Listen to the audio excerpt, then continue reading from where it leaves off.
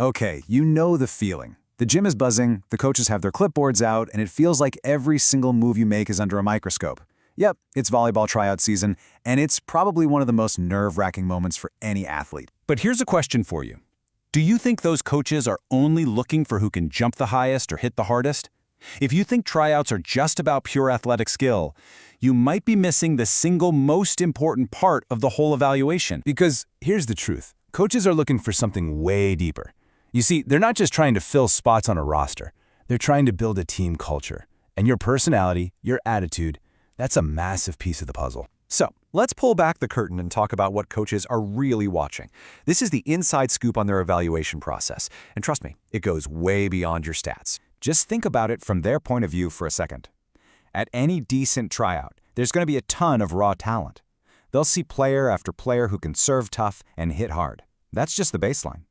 What a coach is really looking for are the players who make the entire team better. And this isn't just some vague idea. These are the intangibles that are literally on their secret scorecard. They are actively grading your attitude, your hustle, your mental toughness. But the one they value maybe more than any other, coachability, because that's the key ingredient for building a winning team. So let's zero in on that one, coachability, because it's something you have 100% control over. See, being coachable isn't just a personality trait, it's a skill, and it's one you can show off. So what does coachable actually mean? Well, it's pretty simple. It's your ability to listen to feedback, even when it's criticism, and not get defensive or show that negative body language. It's about listening to really understand and then making a genuine effort to apply what you just heard. So how do you prove it in the middle of a chaotic tryout? It's really just a three-step process. First, when a coach pulls you aside to talk, you stop, put the ball down, make eye contact, and just listen. Second, if you're not totally sure what they mean, ask a question. It shows you actually care. And third, this is the most critical part. On the very next play, make it obvious you're trying to do the thing they just told you. Seriously, don't underestimate how much this matters. When you do this, you're sending a powerful signal that you're serious about getting better and that you respect the coach's knowledge. To them, that's not just a nice little bonus. That is a massive green flag. Now, of course, trying to apply feedback means you're going to make mistakes. It's inevitable. And what you do right after you make one, well, that's another secret test every coach is watching for. It's the resilience test. Just picture this. You're in a drill, the serve is perfect, and you just completely shank the pass. It goes flying into the stands. The whole gym kind of goes quiet for a second. Everyone saw it. The coach, the other players. So, now what? What you do in the next 5 seconds tells a coach more about you than that bad pass ever will. Because right there, in that moment, you've got a choice. You can pout, slump your shoulders, maybe make an excuse, or you can take a deep breath, hustle back to your spot, and tell a teammate, next one.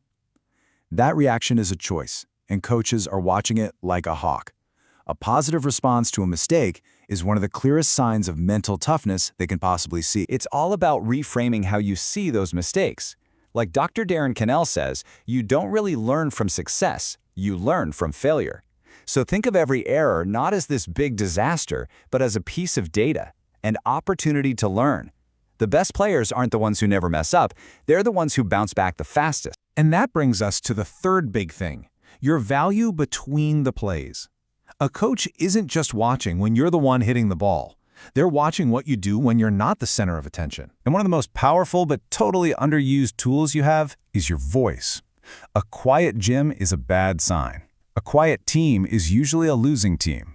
That communication, it's what builds the trust and the chemistry that a team absolutely needs to win. So what does good communication even look like? Well, it's calling the ball. Mine, loud and early.